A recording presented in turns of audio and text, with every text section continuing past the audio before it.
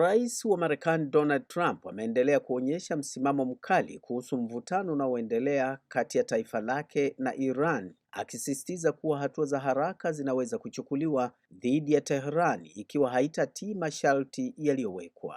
Kauli zake zimezua mjadala mkubwa na mpya katika vyombo vya habari vya kimataifa, huku wachambuzi wakitafsiri matamshi hayo kama ishara ya uwezekano wa kuchukuliwa kwa hatua za kijeshi. Hii ni TriGen Media. Katika hotuba yake, Rais Trump alisema wazi kuwa Iran inaweza kuondolewa kwa usiku mmoja tu, kauli iliyochukuliwa kama tishio la moja kwa moja la operesheni ya kijeshi yenye nguvu kubwa zaidi. Aliongeza kuwa hatua hiyo huenda ikachukuliwa siku ya Jumanne, akirejea muda wa mwisho aliyoweka kwa Iran kufungua tena mlango bahari wa Hormuz ambao ni njia muhimu ya usafirishaji wa mafuta duniani. Kwa mujibu wa ripoti kutoka vyombo vikubwa vya habari kama vile Reuters, CNN na vinginevyo, ni kwamba Trump amekuwa akisisitiza kuwa kufungwa kwa njia hiyo ni tishio kwa uchumi wa dunia na usalama wa nishati. Hivyo ameona ni lazima kuchukua hatua kali ili kulinda maslahi ya kimataifa pamoja na washirika wa Marekani katika eneo hilo. Hata hivyo, alipoulizwa iwapo vita vinaelekea kumalizika, Trump alikataa kutoa jibu la moja kwa moja. Badala yake alieleza kauli hiyo kuwa ni kipindi nyeti, akisisitiza kuwa mwelekeo wa mgogoro huo utategemeana na hatua zinazochukuliwa na Iran katika siku chache zijazo. Kwa upande mwingine, Rais Trump amerejea mara kadhaa vitisho vya kushambulia miundombinu muhimu ya Iran, ikiwemo madaraja, vituo vya umeme na mifumo ya usafirishaji.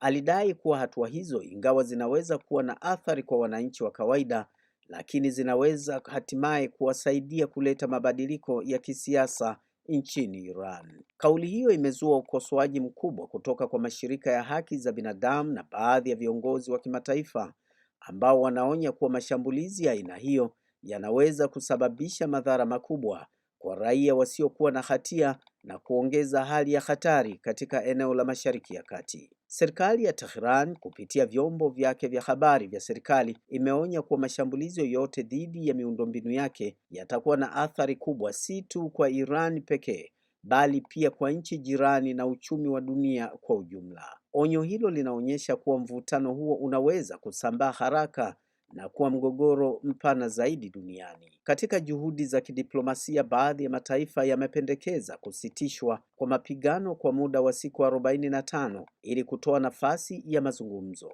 Trump alilitaja pendekezo hilo kama hatua muhimu, lakini akasisitiza kuwa halitoshi kumaliza kabisa tatizo lililopo. Iran kwa upande wake imelikataa pendekezo hilo, ikisema kuwa haiwezi kukubali suluhisho la muda mfupi bila kuwepo kwa uhakika wa kumalizika kabisa kwa vita. Hii inaonyesha tofauti kubwa ya mitazamo kati ya pande hizo mbili kuhusu namna ya kumaliza mzozo huo. Wachambuzi wa siasa za kimataifa wanaona kuwa msimamo wa Trump unalenga kuweka shinikizo kubwa kwa Iran ili ikubali masharti ya Marekani.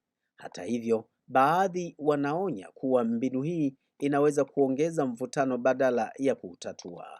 Katika ngazi ya uongozi wa Iran, kiongozi mkuu wa Iran Ayatollah Mojtaba Khamenei amesisitiza kuwa taifa hilo halitatishwa na vitisho vya Marekani. Katika taarifa yake alieleza kuwa hata mauaji ya makamanda wao hayawafanyi waogope wala kurudi nyuma katika msimamo wao. Kauli hiyo inaonyesha wazi kuwa Iran ipo tayari kuendelea na msimamo wake na vita, jambo linaloongeza uwezekano wa mgogoro huo kuendelea kwa muda mrefu zaidi kuliko ilivyotarajiwa.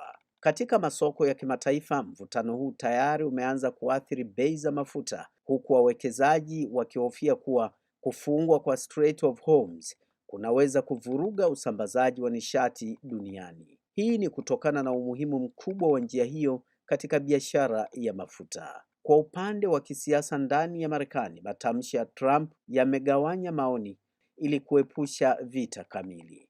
Kwa ujumla, hali ya sasa inaonyesha kuwa dunia ipo katika kipindi cha hatari zaidi kinachoweza kuamua mwelekeo wa usalama wa kimataifa. Hatua zitakazochukuliwa na pande zote mbili katika siku zijazo zitakuwa na athari kubwa, sio tu kwa Mashariki ya Kati, bali pia kwa uchumi na amani ya dunia kwa ujumla.